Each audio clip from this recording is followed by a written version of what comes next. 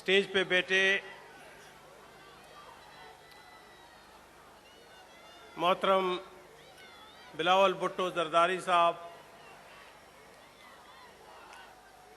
Party के PDM के मरकजी उमायदीन और वादी मेरान के बासियों, शाह अब्दुल लतीफ के धरती के वारिसों, आज के इस जलसे-आम के इनेकाद पर आप मुबारकबाद के हकदार हैं। लेकिन अब भी अगर आप इस वक्त भी अगर आप टेलीविजन देखें तो वहां पे कहा जाएगा कि 2-3 हजार बंदे थे। जलसा फेल हो चुका। उन्हें ये नहीं पता कि ये टाटे मारता हुआ समंदर अगर ये टेलीविजन के हमारे एंकर्स देख ले तो उन्हें पता लगे कि जलसा क्या होता है। 2-3 हजार बंदे तो स्टेज पे बैठे हुए हैं। मेरे मोहतरमों, मैं पहली बात तो यह है कि पार्टी के सरबराह सरदार अख्तर जान मेंगल की तरफ से आप सबको मुबारकबाद भी पेश करता हूं और उनका सलाम आप तक पहुंचाता हूं। बलूचिस्तान पाकिस्तान का 44% है और सबसे बड़ा रकबे के लिहाज से सूबा होने के बावजूद आज मेरी हालत इज़्ज़ार दिगरगू है।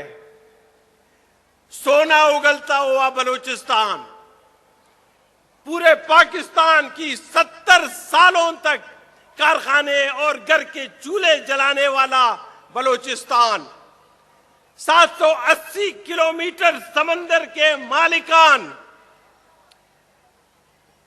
और आप अंदाजा कर सकते होंगे कि दुनिया के सबसे बड़े ज़खायर इस वक्त भी बलूचिस्तान में हैं। और सोने पर सुहागा, अब भी कलात, अगर आपने नाम सुना होगा, मरी बुगटी एरिया, तारीख के सबसे बड़े गैस के ज़खायर वहां पे निकल चुके हैं। लेकिन मेरी मजबूरी आप देखें, मेरी मायूसी देखें। मेरे लोग तरफ तरफ की जिंदगी गुजारते हैं। मेरे बच्चों को ईद के दिन एक चप्पल तक नसीब नहीं होता इतने बड़े अमीर बलूचिस्तान में। और यही दर्द मैं लेके आया हूं यहां पे मेरे सिंध के अपने भाइयों के सामने पेश करने। मेरे साथ जब भी ज्यादती हुई है, मैं मांग नहीं रहा हूं कुछ, मुझे कुछ भी नहीं चाहिए पाकिस्तान के दीगर सूबों से, लेकिन जो ज़खायर मेरे अपने यहां दरियाफ्त हो चुके हैं, जो दौलत मेरे पास है, उसका हकदार मैं और मेरे बच्चे हैं। और जब मैं बात किया करता हूं, जब मैं एहतजाज किया करता हूं, जब मेरे रहनुमा इस बारे में बात करते हैं तो फौरी तौर पे पुराने फरसूदा इल्काबात, गद्दारी की बू आ रही है इनकी बातों से, मुल्क दुश्मनी की बू आ रही है इनकी बातों से। अरे भाई, हम तो 70 सालों से इन इल्काबात को सहते चले आ रहे हैं। अब जब हमने जुल्म और ज्यादती जो इस वक्त पाकिस्तान में राइज है, अब जब इसके शिकंजे में तमाम सियासी जमातें आ चुकी हैं, जब हमने ये इत्तेहाद और ये मूवमेंट बनवा दी, तो गद्दारी के इल्काबात हमारे इन रहनुमाओं तक भी पहुंच गई कि इंडिया के एजेंडे पे काम कर रहे हैं, इजराइल के एजेंडे पे काम कर रहे हैं। ईरान और अफगानिस्तान तो बेचारे वैसे भी जो है ना इस खाते में है ही नहीं। मैं फख्र से ये कहता हूं, मैं 44% पाकिस्तान का मालिक हूं। किसी के बाप की क्या मजाल कि मेरी दौलत पे वो कब्जा करके और ये कहे कि मैं किसी को नहीं दूंगा। मैं सिंध की दौलत का रखवाली करने के लिए तैयार हूं। आज पूरे पाकिस्तान में सबसे ज्यादा गैस पैदा करने वाला सूबा वो सूबा सिंध है और यहां के लोग नान शबीना के मोहताज हैं। दर बदर है जिंदगी। मैं यहां पे घूमता चला आया हूं। सिंध के कोने कोने के मैंने जो है ना मुख्तलिफ इज्तिमात से मैंने खिताब किया है, लेकिन मैंने यहां पे हालत इज़ार बदलते हुए नहीं देखी। लेकिन अब कुछ मुझे मुस्बत निशानियां बिलावल भुट्टो और उसकी क़यादत से मिल रही हैं कि वो तरक्याती कामों में बढ़ चढ़ के हिस्सा ले रहे हैं। अस्पताल खुल रहे हैं, रोड बन रहे हैं और खासकर मुख्तलिफ इलाकों में बड़े बड़े प्रोजेक्ट्स के इफ्तिताह हो रहे हैं। बिलावल साहब, आपको मुबारक हो, आपकी टीम को मुबारक हो, लेकिन आपने इससे भी ज्यादा काम करना है। आपने इसे गुलिस्तान बनाना है सिंधी भाइयों के लिए। जब आप यकीनन आप या मुस्लिम लीग नून या कोई दूसरी जमात मरकज में जब हुक्मरान हो तो याद रखना मोहतरम, हम जैसे गरीबों को भी याद करना अहले बलूचिस्तान को, जो शुरू से आज तक चक्की में पिस रहे हैं। मेरे भाई पश्तूनों को भी याद करना कि जो महमूद खान अचिकजी की शक्ल में सुबह से शाम तक यही कहते चले आ रहे हैं कि खुदारा इस मुल्क को बचाएं, यहां पे इंसाफ का बोलबाला हो, तभी जाके इस मुल्क में जो है ना अमन राइज होगा। लेकिन मैं एक बात कहूं, अक्सर ये कहा जाता है कि मौजूदा हुकूमत, अरे भाई मौजूदा हुकूमत ऑक्सीजन पे चल रही है, इसे धक्के पे चलाया जा रहा है।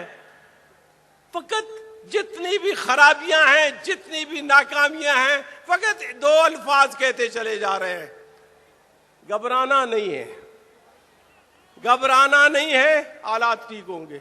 अरे यार, कब तक नहीं घबराए? मैं एनआरओ नहीं दूंगा, मैं एनआरओ, अरे कम वक्त तुमसे एनआरओ मांगने वाले हैं कौन? और अगर किसी के मोहतरम प्राइम मिनिस्टर के सालन में अगर नमक ज्यादा हो, सुनना मेरे बहन भाइयों, अगर उनके उजरा के सालन में नमक ज्यादा हो तभी कहते माजी के हुक्मरानों ने की है, ये नमक हमने नहीं डाली, ये माजी के हुक्मरानों ने तमाम जितनी भी खराबियां थी उनकी मरहून मिन्नत। मेरे भाई 2.5 साल से हुक्मरान हो और बजोर शमशीर या किसी जुर्लू के तहत आपको इख्तिदार दे दी गई है, कम से कम इस धरती का खिदमत तो करें। आज तमाम मकतबे फिक्र के लोग सरापा एहतिजाज हैं और जितने भी जो सियासी जमातें हैं वो इस प्लेटफॉर्म पे बैठे हैं, आपसे बेजार हैं। हम तो कल भी कहते थे कि सियासत में मुदाखलत नहीं करनी चाहिए और मुदाखलत सबसे ज्यादा सियासत में होती चली जा रही है। जब मैं कहा करता था कि बलूचिस्तान में फौजकशी होती चली जा रही है, जब मैं कहता था कि मेरी मिसिंग पर्सन्स उनको रिहा किया जाए, जब मैंने ये कहना शुरू किया कि जो दौलत मेरे घर से निकलती है उसमें मेरा हिस्सा भी डलवा दे, जब मैं कहा करता था कि कम से कम फेडरल सब्जेक्ट में जो मेरा कोटा है वो मुझे दिया जाए, और इसी नाते मैं कहता चला गया, मेरे रहनुमा कहते चले गए, लेकिन फकत एक ही इल्काबात, एक ही इल्काब, क्या ये मुल्क दुश्मनी की बात है, ये मुल्क से दूरी की बात है, ये किसी दूसरे की जुबान बोल रहे हैं। या क्या वजह है आप मुझे बता दें। इसमें मैं बार बार सेनेट में भी कह चुका हूं, अपने जलसों में भी कह चुका हूं और आज भी आपके सामने पेश करता हूं कि मुझे ये बताया जाए कि कल के असेंबली के मेंबरान, senators and MPAs and MNS, उन्होंने पार्लियामेंट से बेजारी की वजह क्या थी और क्या है, उन्होंने आजादी का नारा क्यों लगवाया और वो फौरी तौर पे इस मुल्क के टोटल सिस्टम से बेजार होके अपना रास्ता अलग क्यों कर चुके। इस पे कमीशन बैठनी चाहिए, इस पे बाकायदा तफ्तीश होनी चाहिए थी, उमूदुर रहमान जैसी कमीशन। लेकिन जब मेरे रहनुमा सरदार अख्तर मेंगल कहते हैं कि मैं जमहूरी जद्दोजहद करता चला जाऊंगा, मैं इस मुल्क की खिदमत जमहूरी अंदाज में करने की सही कर चुका हूं, ये कसम खा चुका हूं, लेकिन उसे भी तस्लीम नहीं करते। सरदार अख्तर मेंगल की आपने तकारीर सुनी होंगी, कभी उसने ऐसी बात नहीं की जिससे नफरत की बू आती हो। हां, गिले तो हम करते रहेंगे। उसने भी तो यही कहा कि मेरी जो दौलत मेरे हाथ से पैदा होती है उसका तसर्रुफ मेरे पास हो। मैं तो कहता हूं सोना उगलता हुआ पंजाब आपको मुबारक। वादी मेरान के दोस्तों को उनकी तमाम दौलत मुबारक। खैबर पख्तूनख्वा के दोस्तों को उनकी दौलत मुबारक, उन्हें मिल जानी चाहिए। लेकिन बलूचिस्तान के बारे में तो थोड़ा सा ख्याल कर लेना चाहिए कि भाई यहां की दौलत आप लेके क्यों जाते हैं? ये इस्लामाबाद और लाहौर की बनाओ सिंगार फकत मेरे दौलत से अगर होती है तो ये इस्लामी तौर पे, कबायली तौर पे, इखलाकी तौर पे और इंसानी तौर पे सबसे बड़ा जुल्म और ज्यादती है जो मेरे साथ किया जा रहा है। और मैं अक्सर 70 सालों से मेरे उमायदीन, मेरे रहनुमा इसी जद्दोजहद में सर्फ करके वो बाज अल्लाह सलामत रखे सरदार अताउल्लाह मेंगल को, बाकी इस दुनिया को छोड़ के चले गए। नवाब अकबर खान बुगटी ने जब कहा कि भाई मेरे दौलत में मेरे हिस्से की बात करें तो उसे शहीद कर दिया गया। जब जुल्म तो बलूचिस्तान में बहुत ज्यादा हुई है, लेकिन वो जुल्म भी मैं देख रहा हूं कि जो जुल्म भुट्टो फैमिली के साथ हो चुका है, आप अंदाजा नहीं कर सकते कि जुल्फकार अली भुट्टो पूरे पाकिस्तान के रहनुमा थे और सिंधियों मेरे बहन भाइयों वो आपके आंखों के तारे थे। लेकिन आपने अंदाजा नहीं है कि उनके साथ मोहतरमा बेनजीर भुट्टो के साथ, मुर्तजा भुट्टो के साथ, शाहनवाज भुट्टो के साथ क्या हुआ। ये तो मैं सलाम करता हूं भुट्टो फैमिली को कि ये निहायत ही मजबूती से जद्दोजहद के रस्सी को थामे हुए हैं। मुबारकबाद हो भुट्टो खानदान को, बिलावर और आपके टीम को। और आपने ये जद्दोजहद करनी है, लेकिन एक वादा आपने हमारे साथ भी करना होगा। एक जो ना शहीद के बेटे की हैसियत में, एक शहीद के नवासे की हैसियत में, कि जब आप बरसर इक़्तिदार आएंगे तो बलूचिस्तान को आप नहीं भूलेंगे, बलूचिस्तान को आपने भूलना नहीं है। और इसी तरह बलूचिस्तान के बलोच, पश्तून, हज़ारा और खसूसन दीगर जो भी वहां पे रहते हैं, इनको सबको अपना दायां हाथ बना के आपने आगे निकलना है। हम आपके साथ होंगे।